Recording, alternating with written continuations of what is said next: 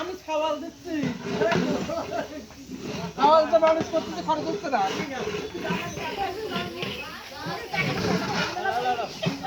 কি ও কি করবো আমি? যা লাগে দেন। চোখ দি পানি পরে কে ধুইয়া লাগছে। দেখেন আমাদের দুলাভাই রাঁধুনি রাঁধছে নিজের 22-23 মুসলমানের। আমার কলে তো 4 কেজি লাগবে তেল। তেল 4 কেজি নিতে 5 কেজি নেন, ডাউল 3 কেজি 4 কেজি নিলেন।